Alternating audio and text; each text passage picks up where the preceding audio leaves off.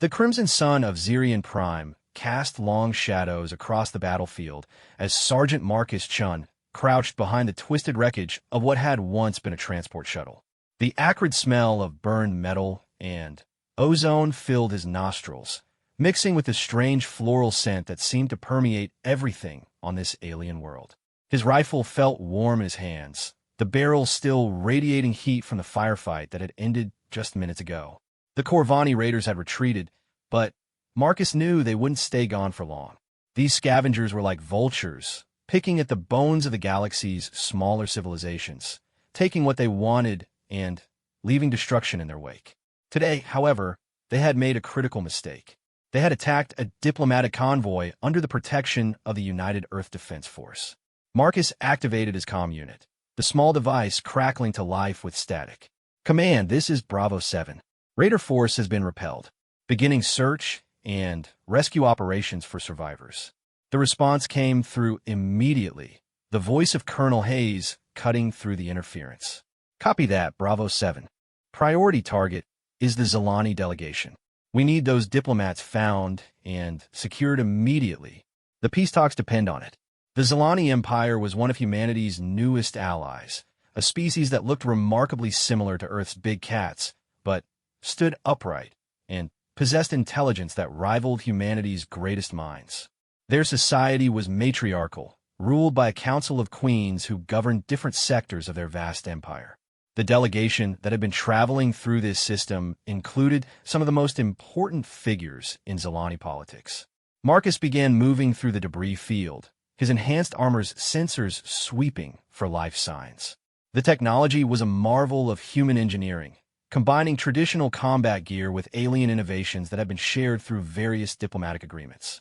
As he walked, his boots crunched on scattered crystal fragments that had once been part of the shuttle's navigation system. The first body he found was that of a Corvani raider, its gray skin already beginning to change color in death. The species was known for their aggression and their complete disregard for galactic law. They operated in small, fast ships and struck without warning, selling their captives to the highest bidder in the galaxy's black markets. A soft sound caught his attention, something that didn't belong to the ambient noise of cooling metal and distant explosions. Marcus froze, tilting his head to listen more carefully. There was again a faint whimpering that sounded almost like crying. Following the sound, Marcus made his way deeper into the wreckage. His armor's lights illuminated twisted corridors and scattered belongings. Personal items were strewn everywhere. Data tablets, clothing, ceremonial jewelry that caught the light and threw rainbow patterns against the walls. The crying was getting louder now, and Marcus could tell it was coming from somewhere ahead and below. He found a hole in the floor where an explosion had torn through the shuttle's hull, creating an opening into what had probably been a storage compartment. Marcus knelt at the edge and shone his light down into the darkness. What he saw made his breath catch in his throat. Huddled in the corner of the compartment was a small Zilani child, her golden fur matted with dirt and her large amber eyes wide with terror. She couldn't have been more than 8 or 9 years old by human standards, though Marcus wasn't entirely sure how Zilani aging worked. The child was wearing what had once been an elaborate dress, the kind of formal clothing that suggested she was someone important. The fabric was torn in several places, and there were small cuts on her arms and face, but she appeared to be otherwise uninjured. "Hey there, little one," Marcus said softly, switching his comm to translation mode, so his words would come out in the musical Zilani language. "My name is Marcus. I'm here to help you." The child's ears flattened against her head, and she pressed herself further into the corner. Marcus could see that she was shaking, whether from cold, fear, or shock. He couldn't tell. He needed to get her out of there, but he also needed to be careful not to frighten her further. Marcus slowly removed his helmet, knowing that seeing his face might help her understand that he meant no harm. The recycled air of his suit was immediately replaced by the planet's atmosphere, which was perfectly breathable for humans, but had that strange floral scent that made everything smell like an exotic garden. "I know you're scared," he continued, keeping his voice gentle and calm. "But I promise I'm not going to hurt you. I'm with the Earth Defense Force, and we're friends with your people. I'm going to get you out of here and take you somewhere safe." The child's eyes followed his movements as he slowly lowered himself into the compartment. When his feet touched the floor, she made a small noise that might have been his name being repeated back to him, though her accent made it sound more like Marcus. "That's right," Marcus said, smiling. "Can you tell me your name?" For a moment, the child didn't respond. Then, in a voice barely above a whisper, she said something in Zalani that his translator rendered as Princess Lyra. Marcus felt his stomach drop. A princess. He was looking at Zalani royalty, which meant that her presence on the diplomatic shuttle made perfect sense. It also meant that her capture would have been an incredible prize for the Corvani raiders, and that her safe return was now absolutely critical to maintaining the alliance between humanity and the Zalani Empire. "Princess Lyra," Marcus repeated, giving her a small bow that he hoped was respectful. "It's an honor to meet you, Your Highness. I'm going to take you home to your mother." At the mention of her mother, Lyra's composure finally cracked completely. Tears began flowing down her furry cheeks as she sobbed something that the translator rendered as "mama" over and over again. Marcus's heart ached for the terrified child. He had seen war, had witnessed terrible things that would haunt him for the rest of his life, but there was something about a crying child that cut through all of his professional detachment and went straight to his core. "I know, sweetheart," he said, slowly moving closer. "You want to see your mama, and I'm going to make that happen.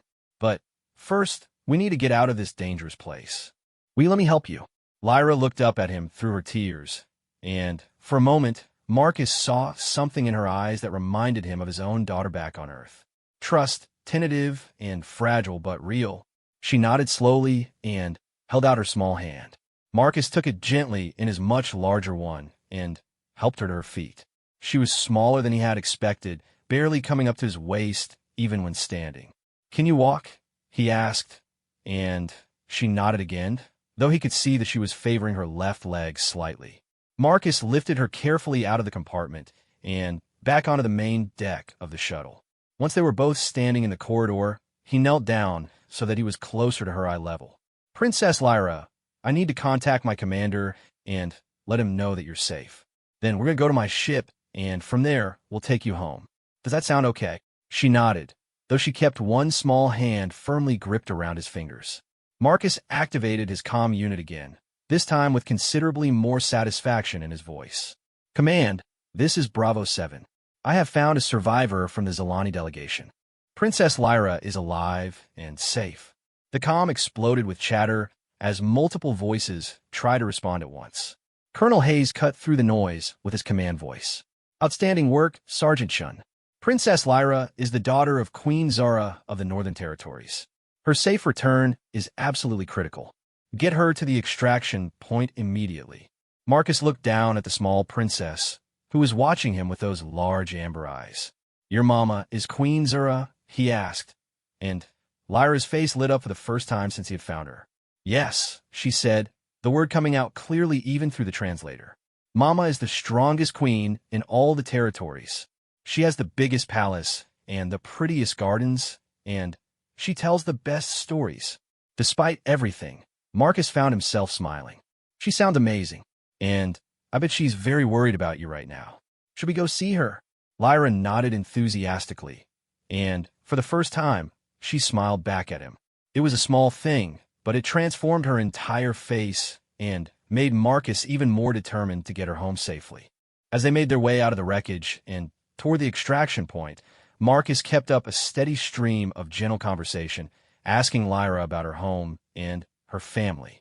He learned that she had a younger brother named Kale, that her favorite food was something called crystal fruit, and that she was learning to play a musical instrument that sounded like a cross between a piano and a harp. The extraction shuttle was waiting when they arrived, its engines already spinning up for immediate departure. As Marcus helped Lyra climb aboard, she looked back at the wreckage of the diplomatic shuttle one more time. "Thank you, Marcus," she said quietly, "for saving me." "Thank you for trusting me, Princess," he replied. "Now let's get you home to your mama." The journey to the Zalani homeworld of Ketra would take 3 days through hyperspace, and Marcus quickly discovered that traveling with a young princess presented unique challenges. The UES Determination was a military vessel, designed for efficiency rather than comfort, and its gray corridors and cramped quarters were hardly suitable for royalty.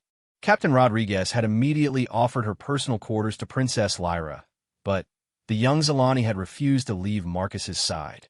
She had developed what the ship's medic, Dr. Sarah Kim, described as a textbook case of trauma bonding. For Lyra, Marcus represented safety in a universe that had suddenly become terrifying and unpredictable. She's been through something no child should experience, Dr. Kim explained to Marcus as they stood outside the quarters that had been hastily converted into a makeshift royal suite. The Corvani are known for their psychological torture methods. Even though she wasn't physically harmed beyond some minor cuts and bruises, the emotional damage could take months or even years to heal. Through the slightly open door, Marcus could see Lyra sitting on the narrow bunk, clutching a stuffed animal that one of the crew members had fabricated for her using the ship's matter compiler. It was supposed to be a Terran cat, but it looked more like a purple blob with ears. Lyra didn't seem to mind the artistic liberties. "What do I do?" Marcus asked quietly. "I'm a soldier, not a babysitter. I don't know anything about taking care of kids, especially not alien princesses." Dr. Kim smiled and patted his shoulder. "You're doing better than you think, Sergeant. She trusts you, and right now that trust is the most important thing in her world. Just be patient with her." Marcus had been trying to be patient, but it wasn't easy. Lyra had nightmares that woke up half the ship with her screaming. She refused to eat anything except the emergency rations that Marcus had been carrying when he found her, apparently convinced that all other food might be poisoned. Most challenging of all, she had appointed herself as his personal shadow, following him everywhere and becoming increasingly distressed whenever he was out of her sight for more than a few minutes. The ship's xenobiologist, Lieutenant Commander Janet Walsh, had been invaluable in helping Marcus understand Zalani behavior. Their society is pack-based, similar to Earth's social carnivores, she explained during one of their daily briefings. Young Zalani form intense attachments to their protectors, especially during times of stress or danger. In her mind, you're not just the person who saved her, you're her new pack leader. "But I'm not Zalani," Marcus protested. "I'm human. This can't be normal for her." "Intelligence creates flexibility," Walsh replied. "The Zalani are adaptable, and their young are especially so. She's essentially adopted you as a surrogate family member until she can be returned to her actual family." That evening, Marcus sat with Lyra in the ship's small observation lounge, watching the stars streak past in the strange, distorted patterns of hyperspace. The young princess had been quieter than usual, picking at the dinner that the galley crew had prepared specially for her. "Princess," Marcus said gently, "can you tell me what happened on the shuttle? Before I found you." Lyra's ears drooped, and she set down her fork. For a moment, Marcus thought she wasn't going to answer, but then she began speaking in a small, hesitant voice. "We were going to the peace talks," she said. "Mama said it was important that I come because I would be queen of my own territory someday, and I needed to learn about diplomacy. I was excited because I had never been to human space before." Marcus nodded encouragingly, though his heart was already aching for what he suspected was coming next. "The attack happened so fast," Lyra continued. "One moment we were eating lunch and talking about the conference, and the next moment there were explosions everywhere. Ambassador Keth tried to get me to the escape pods, but the raiders were already on the ship." Her voice broke, and Marcus reached over to take her small hand in his. "It's okay," he said softly. "You're safe now." "They killed Ambassador Keth," Lyra whispered, tears starting to flow again. "Right in front of me. He was trying to protect me, and they just shot him. Then they grabbed me and said I would be worth a fortune on the slave markets." Marcus felt anger boiling up inside him, a cold, professional rage that he had learned to channel during his years of service. The Corvani had a lot to answer for, and he made a mental note to volunteer for any future operations against their raiding fleets. "They put me in a cage," Lyra said, her voice barely audible now. "It was so small I could barely move. They said they were going to sell me to someone who collected exotic pets, that I would never see Mama again. But that didn't happen," Marcus reminded her firmly. "Because we stopped them. You're going home, princess. In 2 more days, you'll be back with your mother." Lyra looked up at him with those large amber eyes, and Marcus saw a mixture of hope and fear there. "What if she doesn't want me back?" she asked quietly. "What if the raiders were right, and I'm not worth saving?" Marcus felt his heart break a little bit. He knelt down in front of her chair so that they were at eye level and took both of her hands in his. "Princess Lyra," he said seriously, "I want you to listen to me very carefully. Your mother loves you more than anything in the entire galaxy. Right now, she's probably not sleeping, not eating, not doing anything except worrying about you and praying for your safe return." "How do you know?" Lyra asked. "Because I have a daughter," Marcus said, the words coming out before he had really thought about them. "Her name is Emma, and she's about your age. If something happened to her, if someone took her away from me, I would tear the galaxy apart looking for her. I would never stop, never give up, never rest until I had her back in my arms." Lyra's eyes widened. "You have a daughter? Like me?" Marcus smiled and pulled out his personal tablet, scrolling through the photos until he found one of Emma at her last birthday party.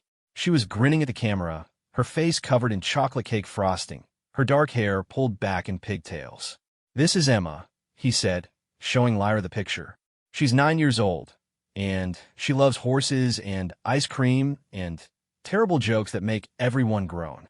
Lyra studied the photo carefully, then looked back at Marcus. "She looks happy," she said, "like she knows you love her." "She does know," Marcus confirmed. "Just like your mother knows that you know she loves you. That kind of love doesn't just disappear, princess. It doesn't matter what happens or where you are or how much time passes. A mother's love for her child is the strongest force in the universe." For the first time since he had found her, Lyra smiled without any sadness in it. "Can you tell me more about Emma?" she asked.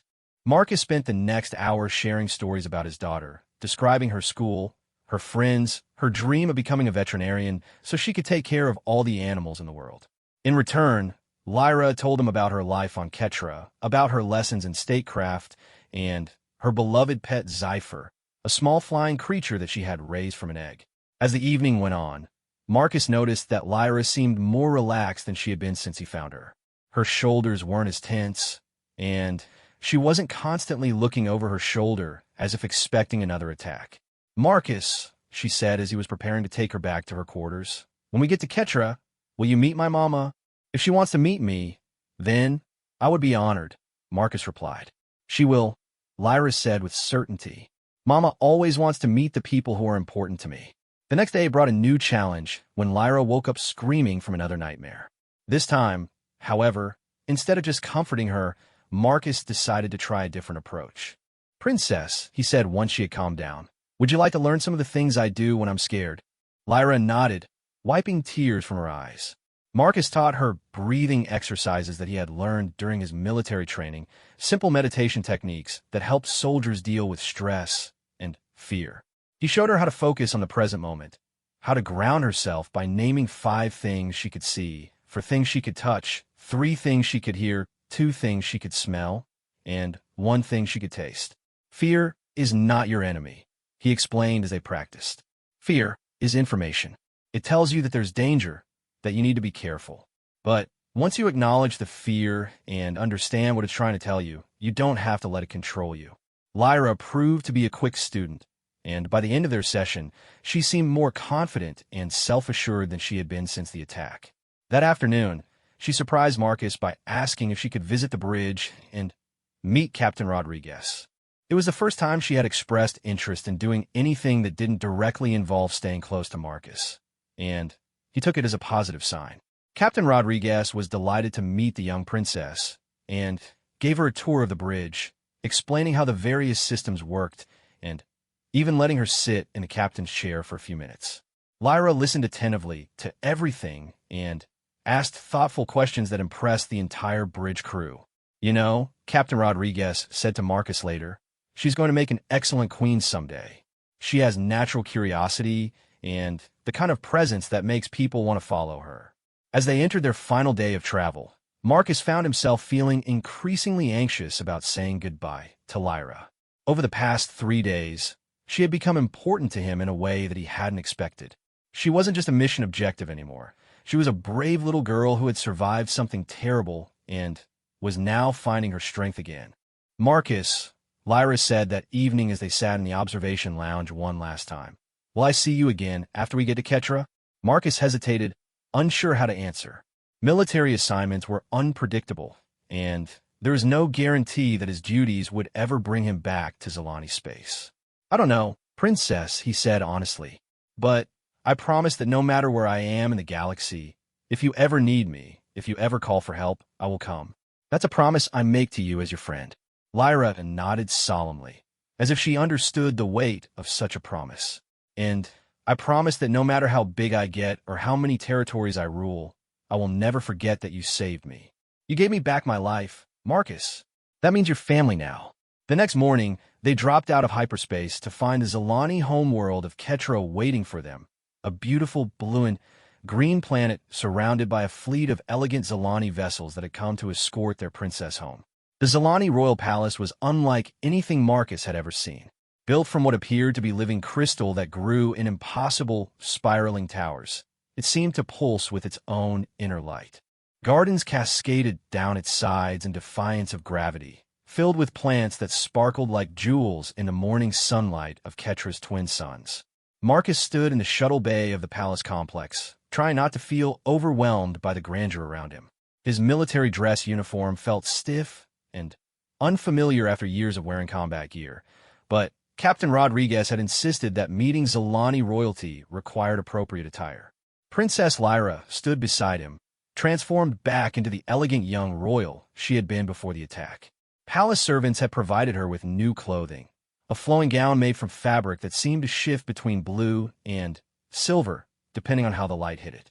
Her golden fur had been carefully groomed, and a small circlet of woven silver rested on her head between her ears. Despite her royal finery, she kept one small hand firmly wrapped around Marcus's fingers. The past 3 days of travel had created a bond between them that went far deeper than simple gratitude. As Dr. Kim had predicted, Lyra had essentially adopted Marcus's family, and she was clearly nervous about letting him go. "Remember what we talked about?" Marcus said quietly as they waited for the formal reception to begin. "You're home now. You're safe. Your mother's going to be so happy to see you. Will you stay?" Lyra asked for what must have been the 10th time that morning. "At least until after the ceremony. I'll stay as long as your mother wants me to stay," Marcus promised, though he suspected that once the initial reunion was over, he would be politely dismissed. Queens had important things to do, and a random human sergeant was unlikely to be high on Queen Zara's priority list. The massive doors of the shuttle bay began to open, revealing a procession of Zilani nobles and palace officials. They moved with the fluid grace that was characteristic of their species, their colorful robes and ceremonial armor creating a river of brilliant color against the crystal floors. At the center of the procession was a figure that could only be Queen Zara herself. She was tall, even by Zilani standards, with fur that was a deeper gold than Lyra's and marked with intricate black stripes. She wore robes of deep purple that seemed to absorb light rather than reflect it, and her bearing radiated the kind of authority that came from years of absolute power. But as her eyes fell on Lyra, all of that royal dignity melted away. Her face transformed with an expression of pure relief and overwhelming joy, and Marcus could see tears beginning to flow down her furred cheeks. "Lyra," Queen Zara breathed, her voice carrying clearly across the shuttle bay despite its enormous size. "My daughter, my precious daughter." For a moment, neither of them moved. Mother and daughter simply stared at each other across the space between them, as if they couldn't quite believe this moment was real. Then, Lyra released Marcus's hand and ran toward her mother with all the speed her young legs could manage. Queen Zara dropped to her knees and caught her daughter in her arms, holding her so tightly that Marcus was briefly worried she might actually hurt the child. They stayed like that for long minutes, both of them crying and speaking in rapid Zilani that Marcus's translator couldn't keep up with.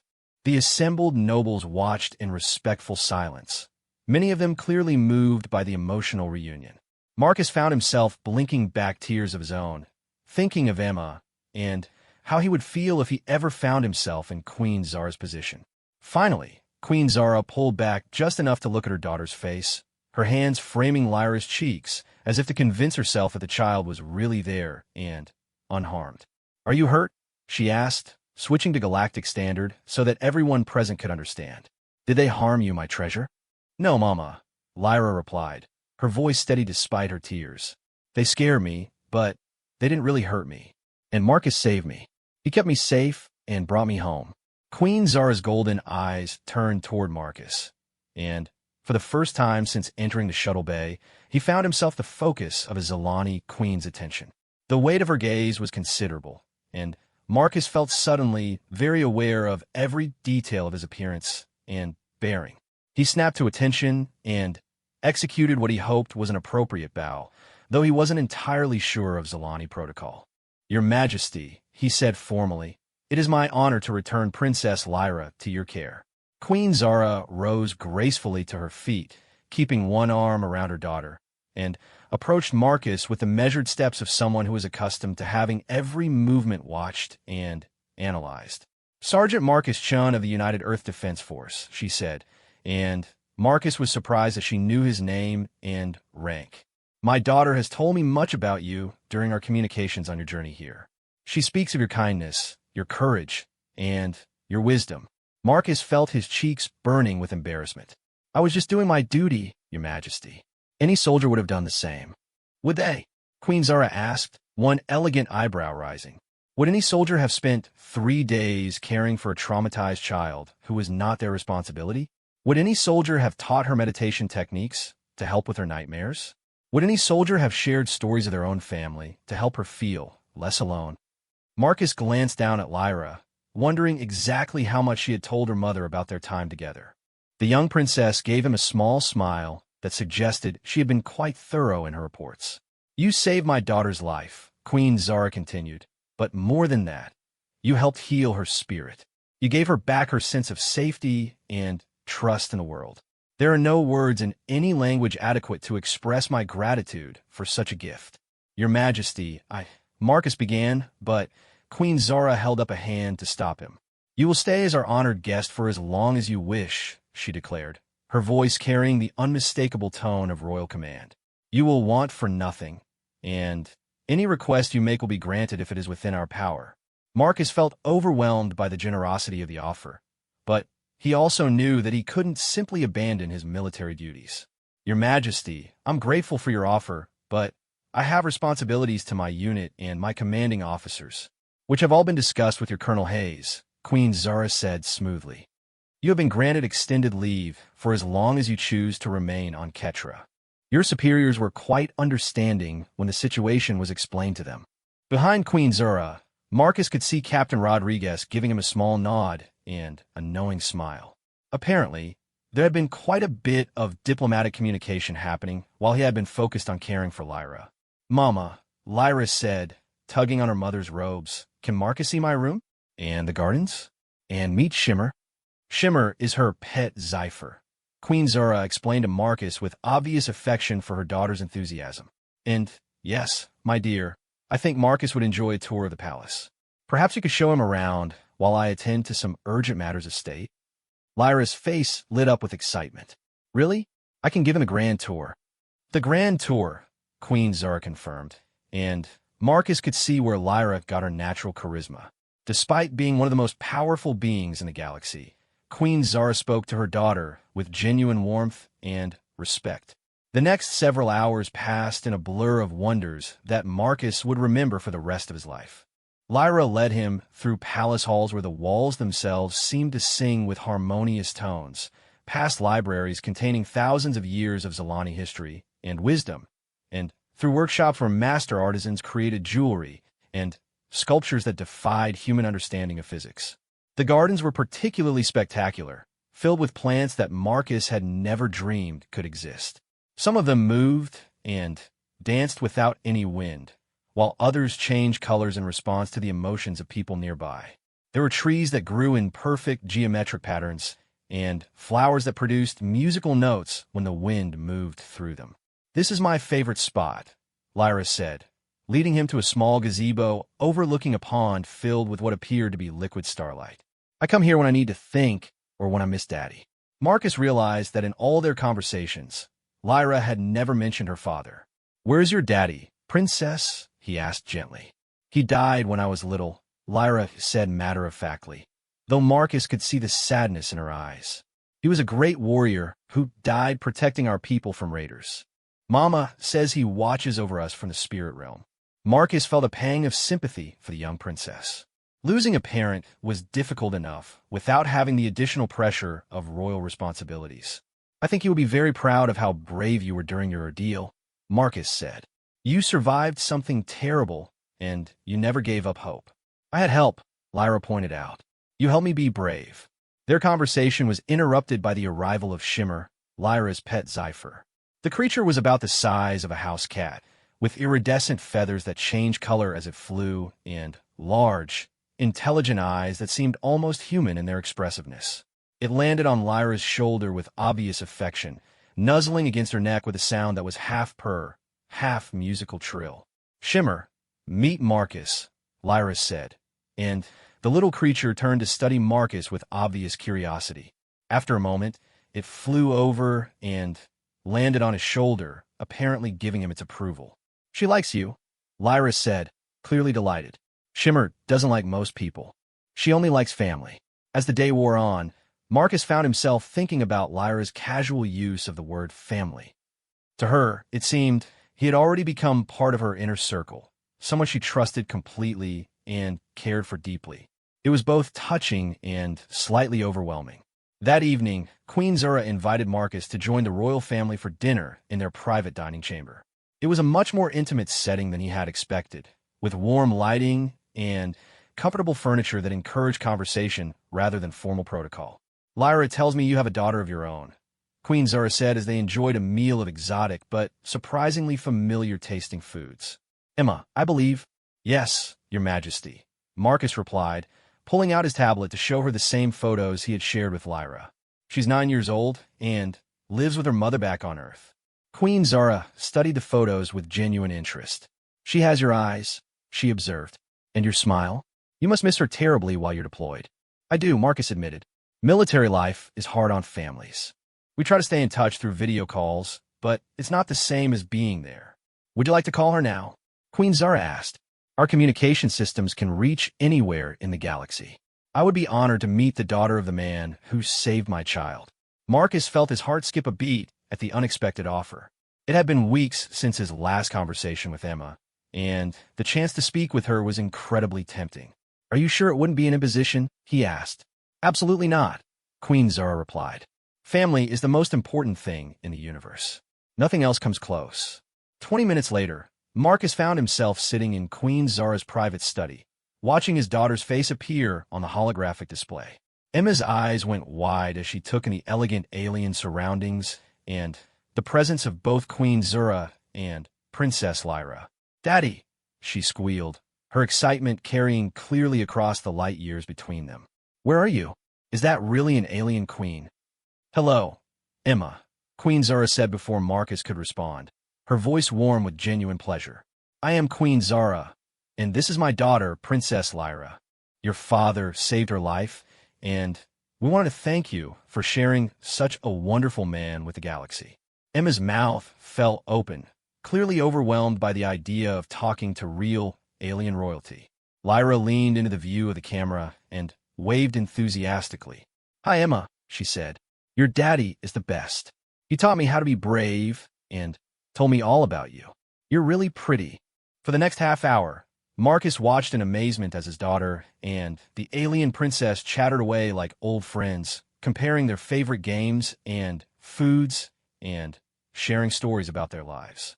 Queen Zara offered thoughtful comments and questions, and it quickly became clear that she was genuinely interested in learning about human family dynamics. When the call finally ended, both girls promised to stay in touch, and Emma made Queen Zara promise to take good care of her daddy while he was visiting their planet. She's delightful, Queen Zara said after the connection closed. You've raised her well.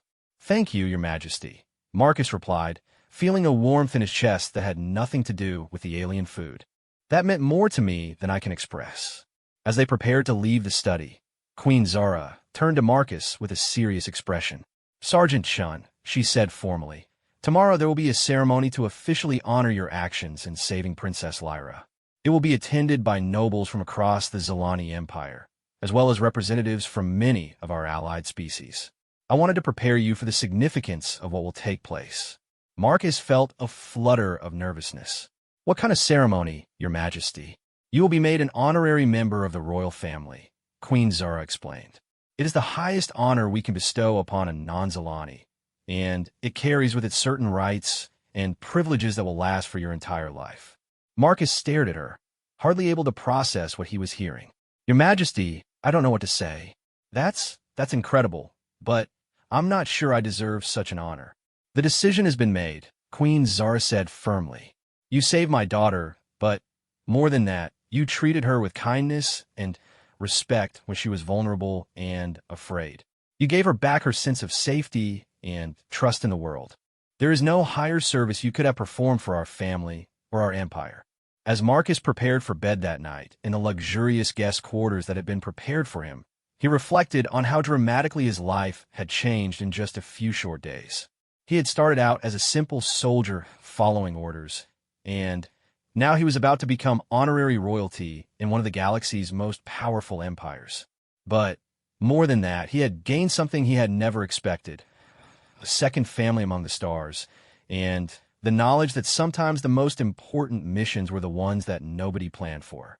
The Great Hall of the Zalani Royal Palace could hold 10,000 beings comfortably, and from Marcus's position at the base of the Crystal Throne, it looked like every seat was filled.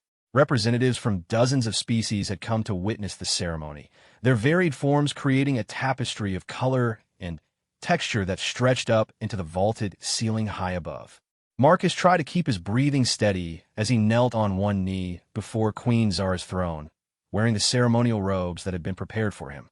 The garments were beautiful but unfamiliar, made from fabric that seemed to contain actual starlight and felt lighter than air against his skin. He could hear the murmur of thousands of voices speaking in dozens of different languages, all of them discussing the unprecedented nature of what was about to take place. Princess Lyra stood to the right of her mother's throne, wearing formal court robes that made her look older and more regal than her years. She had been unusually quiet that morning, clearly nervous about the ceremony, but trying to hide it behind a mask of royal composure. Every few minutes, she would catch Marcus's eye and give him a small, encouraging smile. Queen Zara rose from her throne, and the entire hall fell silent with a suddenness that was almost overwhelming.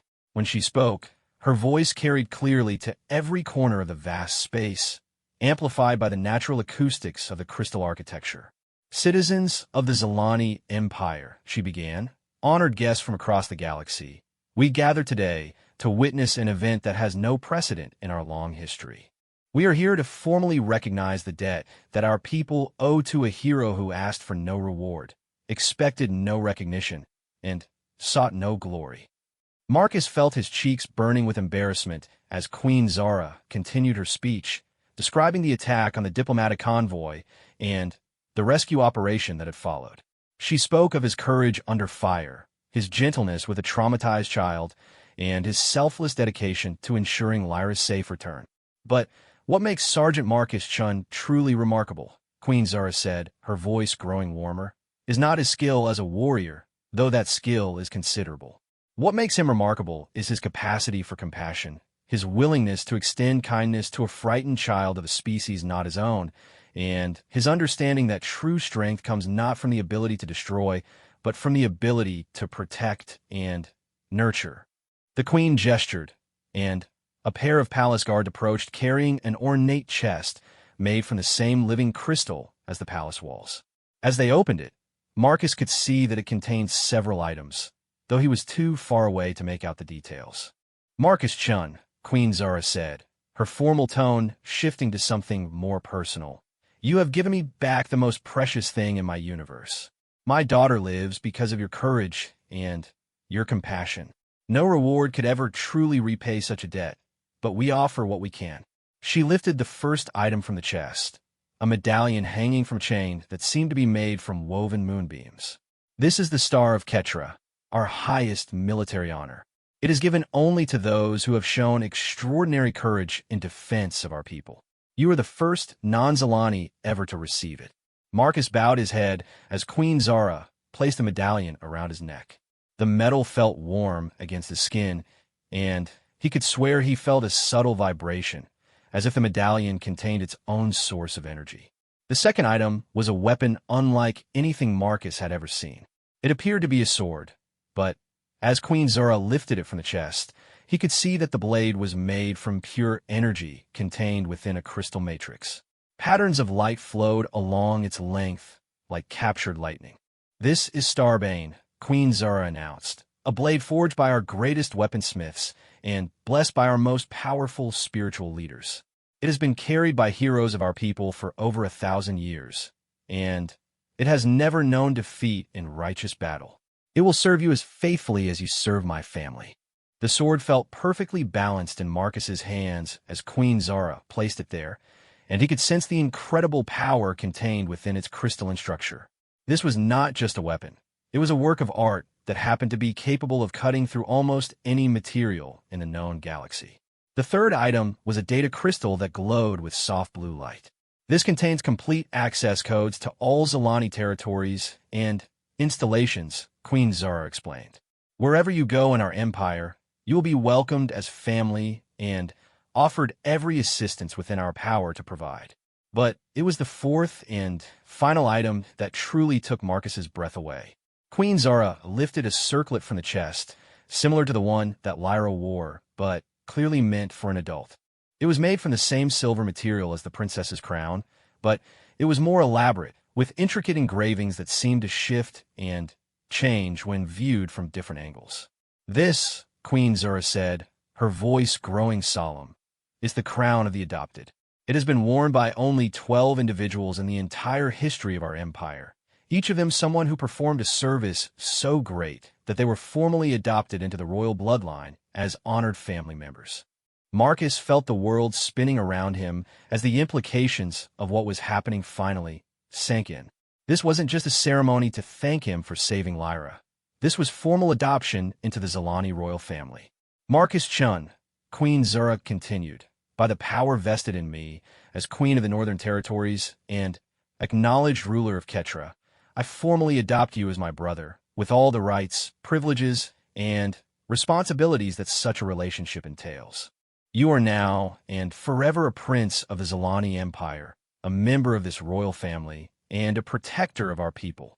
The circlet felt surprisingly light as Queen Zora placed it on his head, but Marcus could sense the weight of responsibility that came with it. He was no longer just a sergeant in the Earth Defense Force. He was now, technically speaking, alien royalty.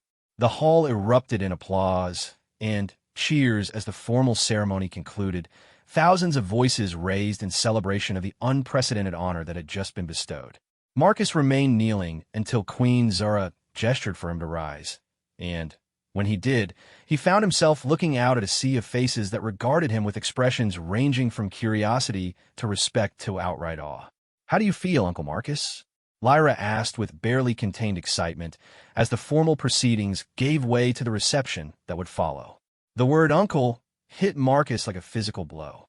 He had known, intellectually, that adoption into the royal family would create such relationships, but hearing Lyra say it made it real in a way that all the formal ceremonies could not. Overwhelmed, Marcus admitted, and both Queen Zora and Princess Lyra laughed at his honesty. "That's normal," Queen Zora said kindly. "While I was first crowned queen, I spent the first month convinced that someone was going to figure out that they had made a terrible mistake. The feeling passes, but the responsibility remains." The reception that followed was unlike anything Marcus had ever experienced. He was introduced to nobles and dignitaries from across the galaxy, many of whom seemed genuinely excited to meet the human who had become Zilani royalty. The conversations ranged from diplomatic pleasantries to detailed discussions about military tactics and interspecies relations. Admiral Kethvar of the Andorian Star Navy, a tall, blue-skinned humanoid with distinctive antennae, spent nearly an hour discussing combat strategies and sharing stories of battles against Corvani raiders. "Your people have a reputation as excellent warriors," he told Marcus, "but it is rare to find one who combines tactical skill with such obvious compassion for noncombatants." Dr. Valera Oren, a Betazoid xenobiologist, was fascinated by the bond that had formed between Marcus and Lyra. "Cross-species pack bonding is extremely rare," she explained, "especially between species with such different evolutionary backgrounds. The fact that it occurred so quickly and so completely suggests that there are psychological mechanisms at work that we don't fully understand. But the most significant conversation came late in the evening, when Marcus found himself speaking privately with Ambassador Tvara of Vulcan, one of humanity's oldest and most respected allies. "Prince Marcus," she said, and Marcus still felt a jolt of surprise at hearing the title applied to him. "I've been asked by the Federation Council to extend an invitation for you to address the full assembly at your convenience. Your actions have created a new model for interspecies relations that many of our member worlds find fascinating." "I'm not sure I understand," Marcus said.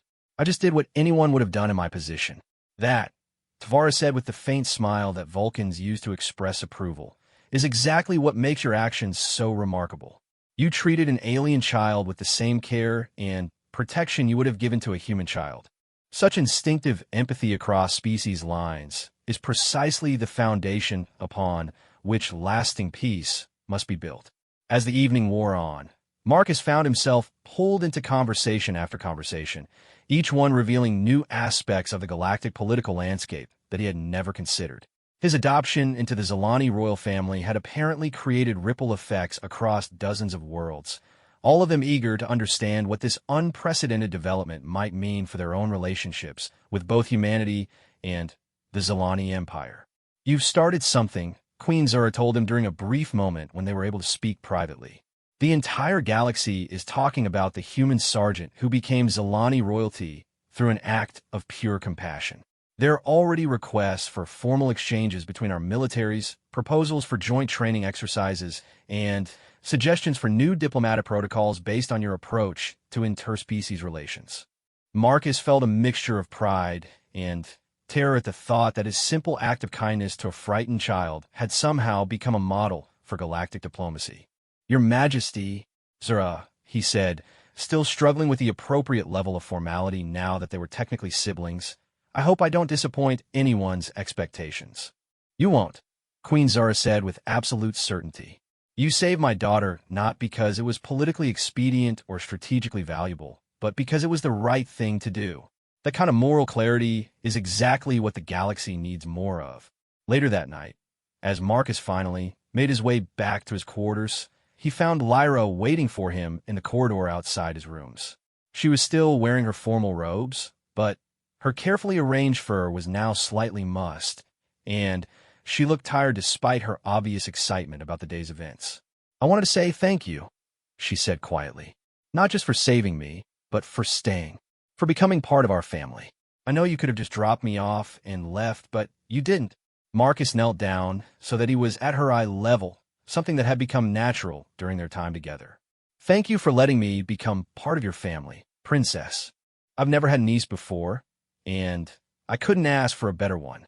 Lyra smiled and hugged him tightly, and Marcus marveled again at how perfectly natural it felt to care for this young alien child, as if she were his own blood relative.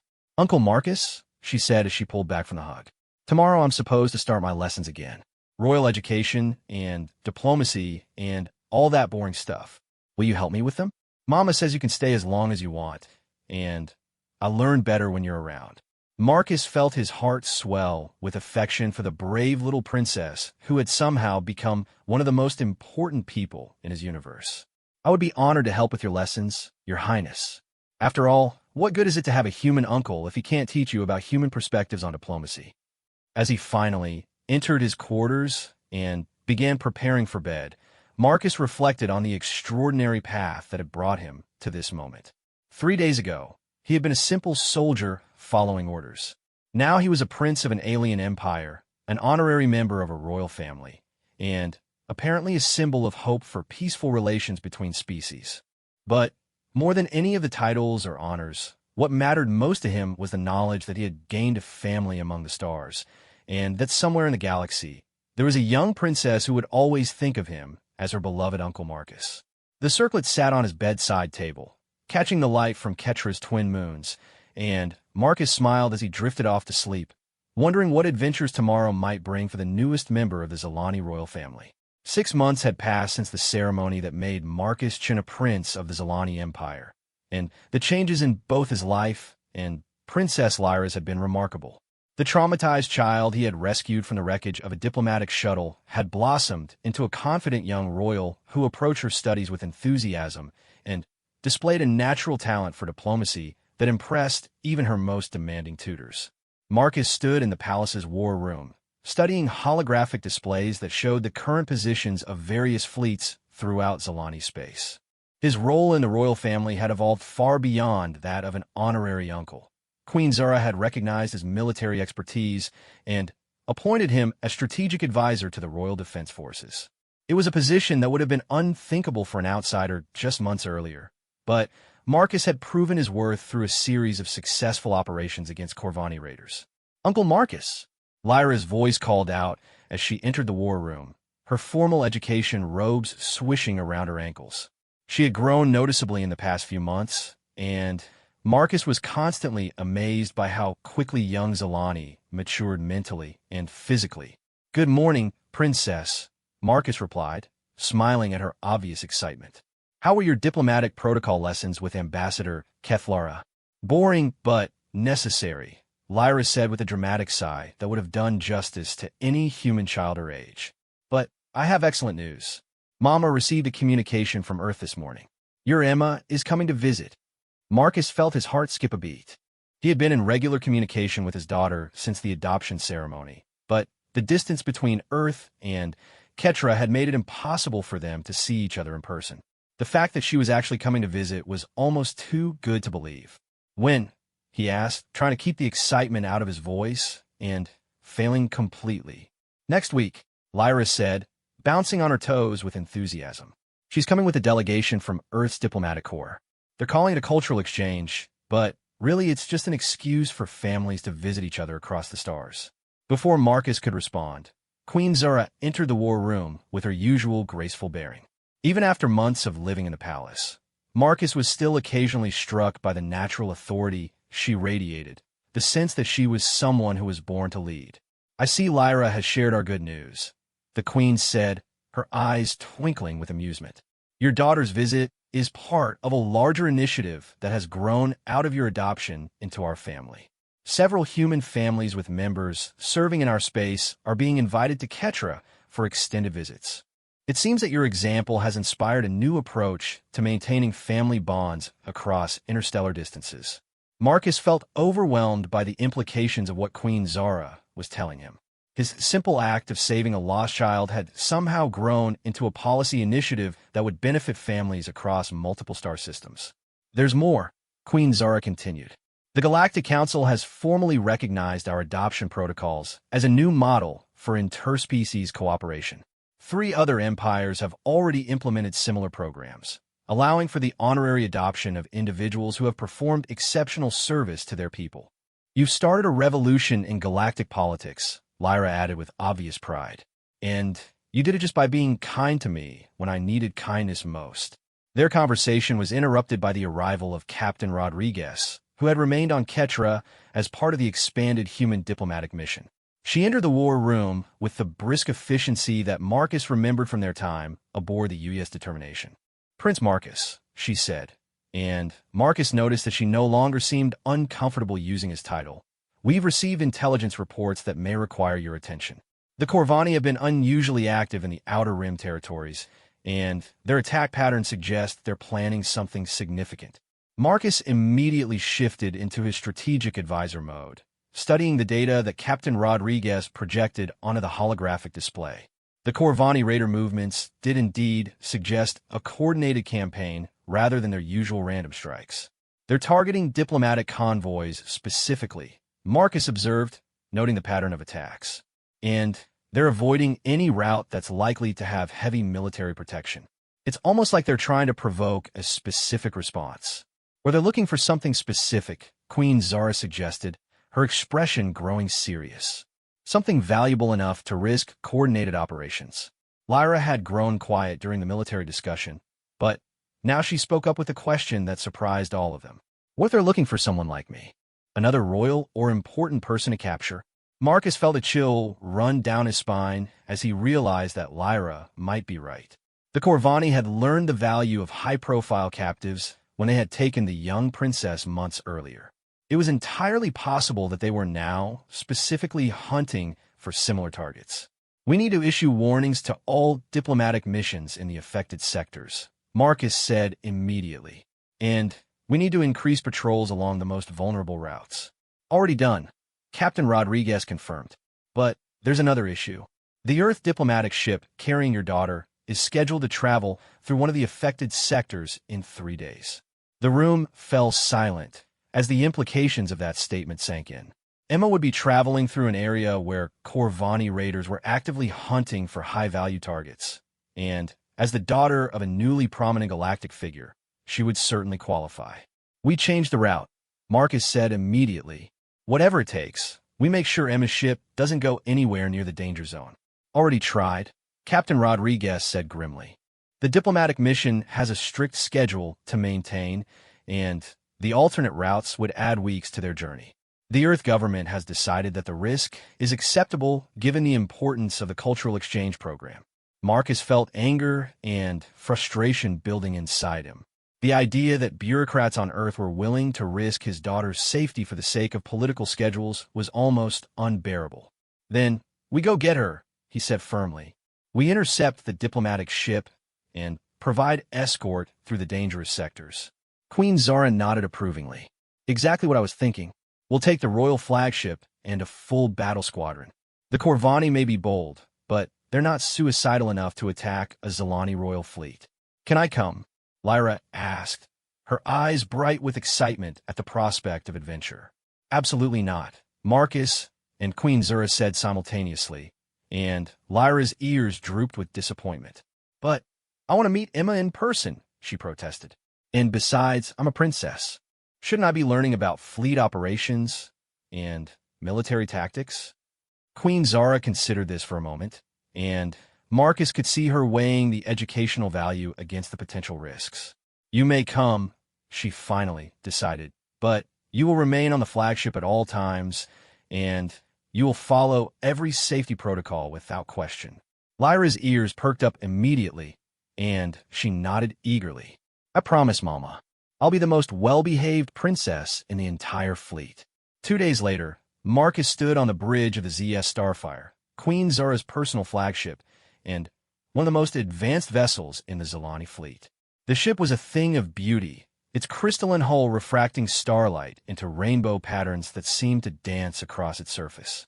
The bridge itself was a work of art, with control stations that appeared to be grown rather than built, and displays that showed information in three-dimensional holographic format. Princess Lyra stood beside him, wearing a specially designed space suit that had been modified for her physiology.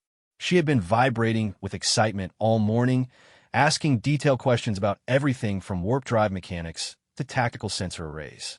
Contact on long-range sensors, reported Commander Thektar, the flagship's captain. One human diplomatic vessel, exactly where we expected to find them.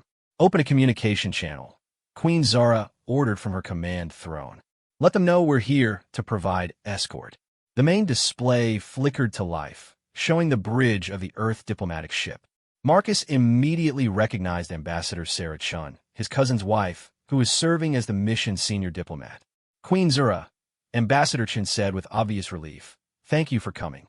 We've been tracking Corvani movements in this sector, and, frankly, we were starting to get nervous about continuing without escort. The pleasure is ours, Ambassador, Queen Zara replied graciously. We have a personal interest in ensuring that this mission reaches its destination safely. The camera angle shifted slightly, and Marcus suddenly found himself looking at his daughter for the first time in over a year. Emma had grown since their last video call, her dark hair now reaching almost to her shoulders, and she was wearing what appeared to be a formal diplomatic uniform that made her look older than her 10 years. Daddy, Emma called out, waving enthusiastically at the screen. Is that really you? Are you really a space prince now? Marcus laughed, feeling tears of joy building in his eyes. Hello, sweetheart. And yes, I suppose I'm really a space prince now. Are you ready for an adventure? The biggest adventure ever, Emma replied, and Marcus could see that she had inherited his enthusiasm for new experiences. Beside him, Lyra pressed closer to the screen, eager to finally meet the human girl she had been corresponding with for months. Emma, I'm Princess Lyra. I can't wait to show you my palace and my gardens and introduce you to Shimmer. Emma's eyes went wide as she took in the sight of the alien princess. Oh wow, you're even prettier in person than in the pictures. And is that really your spaceship? It's my mama's spaceship, Lyra corrected with obvious pride. But someday I'll have one of my own. Maybe you can help me design it. The next several hours passed peacefully as the combined fleet made its way through the contested sector.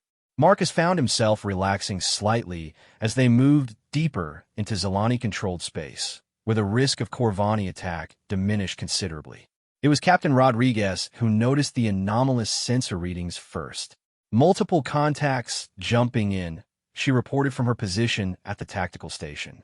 Configuration and energy signatures match Corvani raider vessels. Marcus felt his blood turn to ice as the tactical display lit up with red symbols indicating hostile contacts. There were more ships than he had expected, at least 15 raider vessels in a coordinated formation. They were waiting for us, he realized aloud. This isn't a random encounter. They knew exactly where and when to find us. Queen Zara's expression had turned deadly serious. Red alert throughout the fleet. All ships to battle stations. Protect the diplomatic vessel at all costs. The battle that followed was unlike anything Marcus had experienced during his military career. The Zalani ships moved with a grace and coordination that seemed almost choreographed, their energy weapons creating brilliant streams of light that lanced through space toward their targets. The Corvani vessels were smaller and more maneuverable, but they were clearly outmatched by the advanced technology and superior firepower of the Royal Fleet. Marcus found himself manning a secondary tactical station, coordinating point defense systems while keeping one eye on the display that showed the diplomatic ship's position. Emma was on that vessel, and nothing in the universe was going to prevent him from ensuring her safety. Direct hit on the lead raider, Commander Thektar reported with satisfaction. Their shields are down to 60%. But even as the Zalani forces gained the upper hand in the battle, Marcus noticed something troubling. The Corvani ships weren't trying to win. They were trying to get close enough to the diplomatic vessel to launch boarding pods. They're not here to destroy the ship, he called out suddenly. They're here to capture someone aboard it. Someone they think is valuable enough to risk this entire operation. Queen Zara turned to look at him, understanding dawning in her golden eyes. They're after Emma, she said grimly. The daughter of the human who became Zalani royalty. To them, she would be the ultimate prize. Marcus felt rage building inside him, a cold professional anger that he channeled into tactical efficiency. Not if I have anything to say about it, he growled, his fingers flying over the tactical controls as he coordinated the fleet's defensive formation. The battle reached its climax when 3 Corvani ships managed to break through the defensive perimeter and launch boarding pods toward the diplomatic vessel. Marcus watched in horror as the small craft streaked through space toward the ship carrying his daughter. But he had forgotten about the newest weapon in the Zalani arsenal. Princess Lyra had been watching the battle with intense concentration, and as the boarding pods approached the diplomatic ship, she suddenly spoke up. Mama, she said with the calm confidence of someone who had been studying military tactics for months, what if we use the gravitic pulse generators to create a localized space distortion? It would disable the boarding pods without damaging the diplomatic ship. Queen Zara stared at her daughter for a moment, then smiled with fierce pride. Commander Thektar, you heard the princess. Execute a precision gravitic pulse. Coordinates to follow. The result was spectacular. The space around the boarding pods seemed to ripple and twist, and the small craft were suddenly spinning helplessly through space, their guidance systems completely disrupted by the localized gravitational anomaly. Direct hit. Commander Thektar announced. All boarding pods disabled. The diplomatic vessel is secure. The remaining Corvani ships, seeing that their mission had failed and that they were heavily outgunned, began retreating to jump points. Within minutes, the battle was over, and the sector was secure. Emma, Marcus called out as soon as communication with the diplomatic ship was re-established. Are you okay, sweetheart? His daughter's face appeared on the screen, her eyes wide with excitement rather than fear. That was amazing, Daddy. The whole ship was shaking, and there were lights everywhere, and Princess Lyra saved us with her space science. Lyra beamed with pride at the praise. I just remembered something from my gravitational dynamics lessons, she said modestly. Uncle Marcus always says that knowledge is only useful if you know how to apply it in the real world. As the fleet continued toward Ketra, Marcus found himself reflecting on how much his life had changed since that day when he first discovered a frightened child in the wreckage of a diplomatic shuttle. He had gained a family among the stars, a title he never could have imagined, and a purpose that went far beyond simple military service. But, most importantly, he had learned that the greatest adventures began not with grand gestures or heroic plans, but with simple acts of kindness toward those who needed help most. 3 days later, as he watched Emma and Lyra playing together in the crystal gardens of the royal palace, sharing stories and laughing like the sisters they had essentially become, Marcus smiled and wondered what new adventures the galaxy might have in store for his unlikely but beloved family among the stars.